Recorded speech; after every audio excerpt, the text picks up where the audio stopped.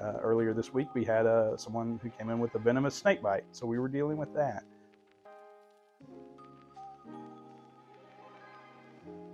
My name is Justin Griner. I am an ED pharmacist, have MBA and BCPS certifications as well as my PharmD. I work in the emergency department here at Regional One Health. Typical day at work is very hard to pin down because we are always dealing with the emergency department, so we never know what may come in on any given day. So we are one of the busiest trauma centers in the country, so we spend a lot of our time as our ED pharmacists responding to what we call shock traumas, which are the most severe, like life-threatening or potential loss of limbs. We respond to all of those high-level traumas, what we call shock traumas. So we spend a lot of time in the trauma bay helping to stabilize patients. Earlier this week, we had someone who came in with a venomous snake bite, so we were dealing with that. We have patients who are having heart attacks and strokes, who have severe bleeding, all of these things that we have medication, pharmacological interventions that we're intimately involved in working with our providers to make sure that we get the right medication, the right dose, we get it in a timely manner. So the pharmacist's role is to ultimately take responsibility for anything that's related to medication. So my career path has been a little bit winding.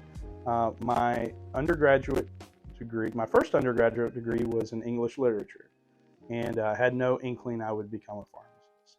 So I ended up through just a sort of a series of events working very short term, so I thought, in a pharmacy.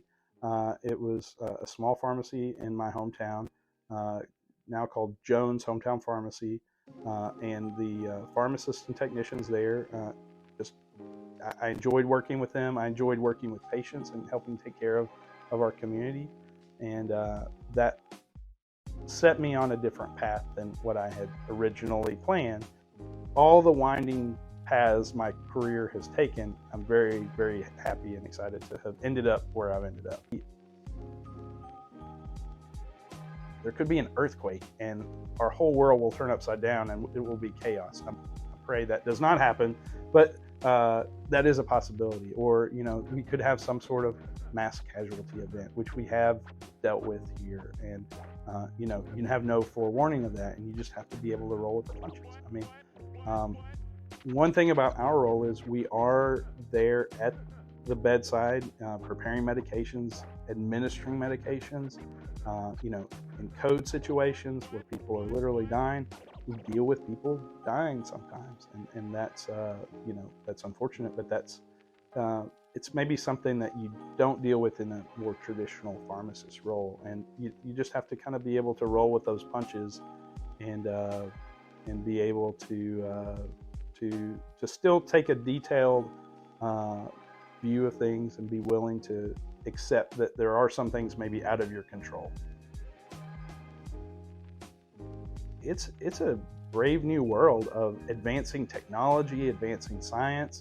You have to be, you can't expect to learn something today and it necessarily still be 100% true in 10 years, because we're learning so much about so many things.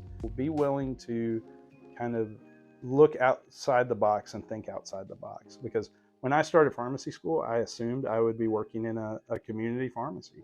Because that was my experience. I worked as a technician for several years. I worked as an intern during pharmacy school in community pharmacy, and that was the path I assumed I would follow. And but while I was in pharmacy school, I had the opportunity to sort of see some other things that were out there. And when I was a resident, I got to see what you could do in emergency medicine pharmacy, and so it's allowed me to pursue a really rewarding career.